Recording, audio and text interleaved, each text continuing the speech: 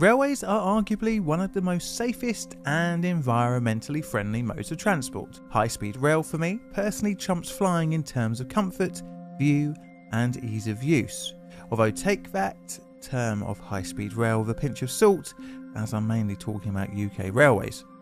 However, nothing is perfect, and as we've seen on this channel before, disastrous events can most definitely happen. For the most part, I've covered UK and US rail disasters, but today's subject shows any country is vulnerable. Today I'm looking at one of Germany's worst rail incidents. My name is John, and welcome to Plainly Difficult.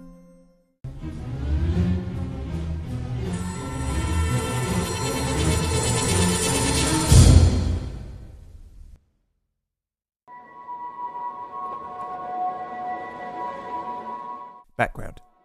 Our story starts not in Germany, but Japan. 1959 would be the genesis of modern high-speed rail. Japan had a narrow gauge interconnected rail network. Due to the terrain, lines were intertwined with hills and valleys. Although making for beautiful scenery, journeys were hardly swift. As part of economic development for the country, a new, more direct form of rail transport was devised, and it would run on the larger standard gauge, the same that we have here in the UK. Right, back to 1959, the Shinkansen project, or known internationally as the Bullet Train, had begun starting the world's first high-speed rail service. Passenger running began on the 1st of October 1964, and it became an immediate success, making the island of Honshu feel ever smaller. The almost overnight triumph of high-speed rail didn't go unnoticed outside of Japan's borders. One of the countries who saw the concept as an ideal addition to their rail network was that of France. And this would result in the 1970s with the TGV. At a similar time, across the border in Germany, they were also planning a high-speed rail network. Beginning in 1968, the Deutsche Bundesbahn began planning the initial concept, which would develop into trial runs in 1985. The trial set, called the Intercity Experimental, would set the world's speed record for a train in 1988 at a whopping 253 miles per hour, or 406.9 kilometers per hour. Clearly the concept worked. As such, the first generation of high-speed trains were ordered from a consortium of manufacturers, with the first deliveries taking place in 1989. This new class of train was named the ICE-1.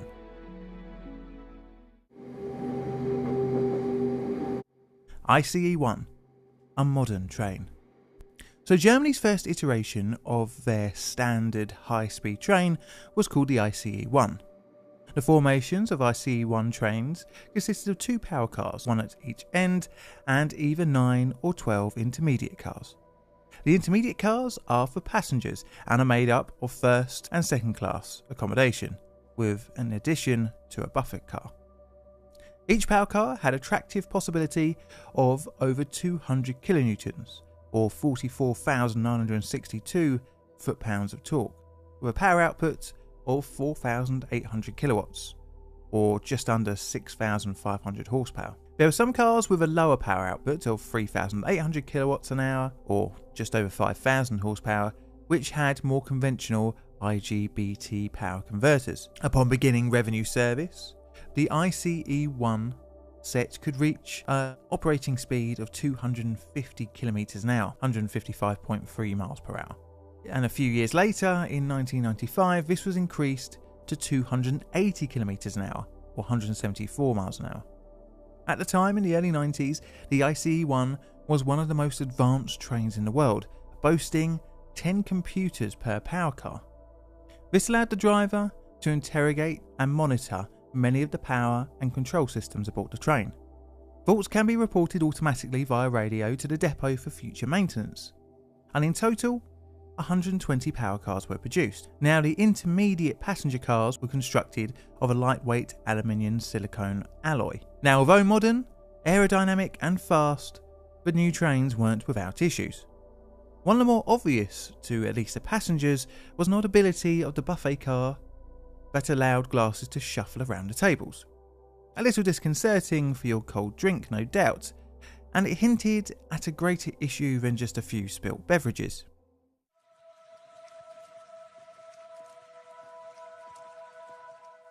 Wheels, wheels, wheels. When the first ICE-1 first entered service, it was equipped with monoblock wheels. Essentially, the wheel is cast as one piece, which is then hardened. Monoblocks are beneficial. They are light for a train wheel, cost-effective and robust. That is in comparison to the traditional wheel and tyre design.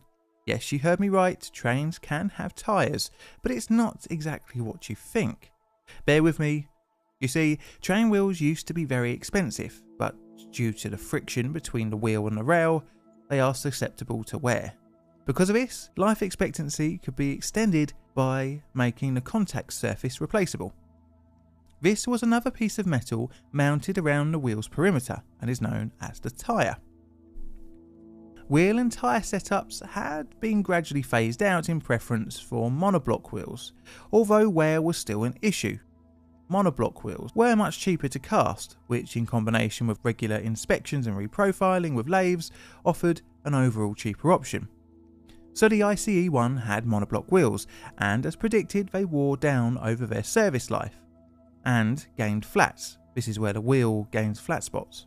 It's that whooshing or thumping sound you can sometimes hear in a train as it moves along the track. Nothing out of the ordinary, but due to the higher speeds, the worn down conditions would create a resonance and vibration, which was the reason for the cups and glasses walking around the tabletops when the train was at cruising speed. So how to fix this problem and increase comfort? Well, the suspension could help somewhat, but engineers looked at an alternative wheel design. They looked to the train's cousin, the tram. Tramways across the world still use a tyre-on-wheel design, but with a soupy twist. Due to the tight corners trams are expected to endure, they are equipped with a wheel profile that isn't ideal for higher speeds. To combat the overall rough ride, they have a design called resilient wheels. They also helped with track wear, something all too common on the short sections between stops, generally experienced with trams, where acceleration and deacceleration are some of the biggest causes of track wear. You really want the track to last as long as possible, especially if you have to dig up a whole road to get to it. And by the way, I'm using Croydon tram footage here because it is one of the networks in the world that use this design. So resilience wheels have something a bit different than normal tyre on wheel design. They have rubber dampening rings between the main wheel and the tyre.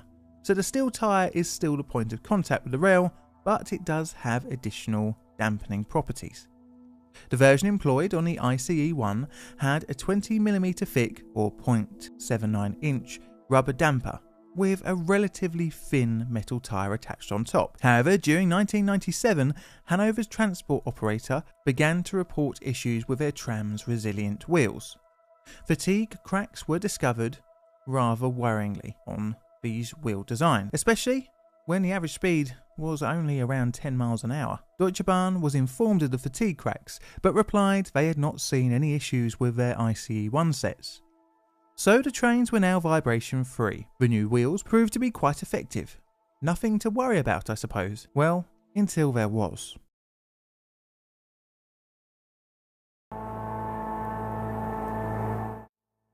The disaster.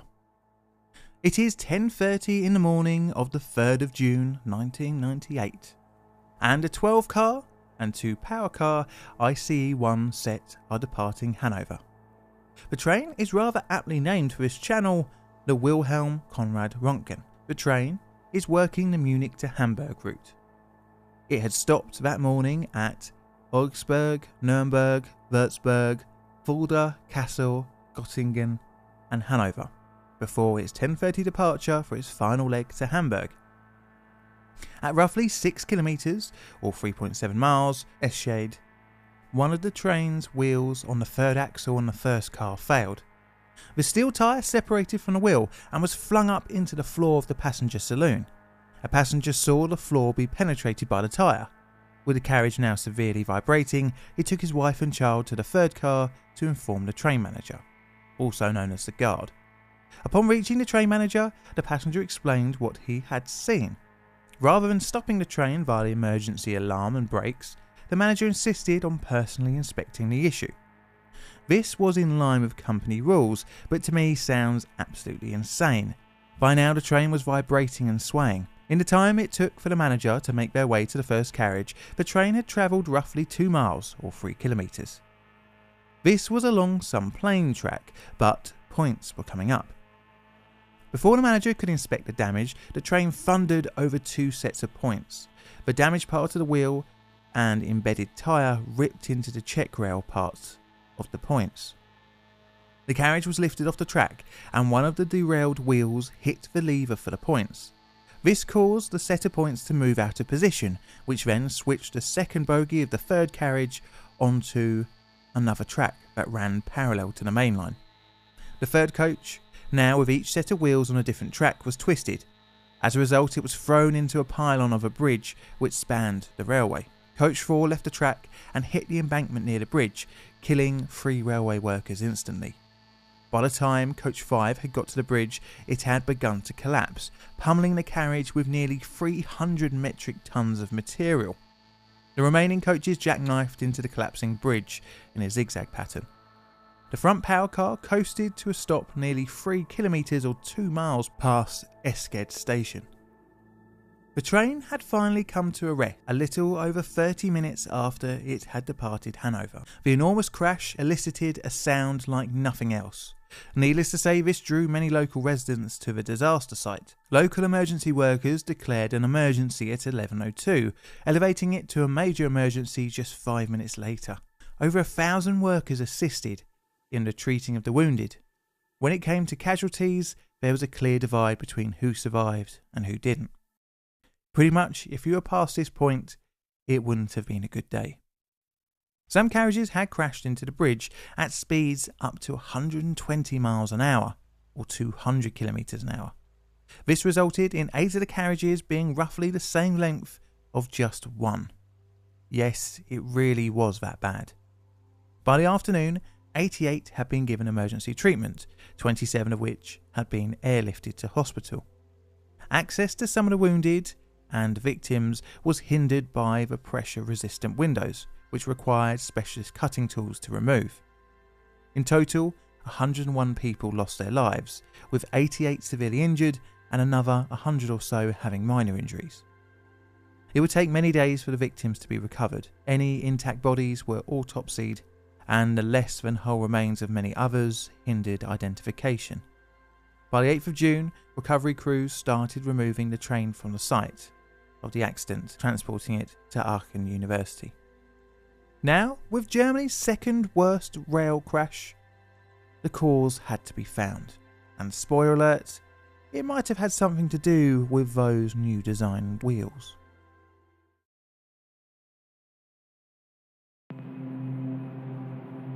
The investigation. The Fraunhofer Institute in Germany was tasked with finding the cause of the derailment, and after conducting interviews with witnesses and examining the accident site, they began to zero in on a failure point. Initially, a collision with a road vehicle was suspected due to the wreckage of a car on the track, but it would later be discovered to have likely have been parked on the bridge.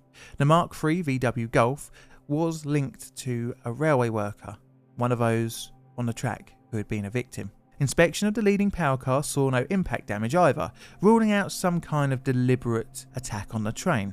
Inspection of the track on the approach to the bridge and points found scratches and chunks taken out of the concrete sleepers.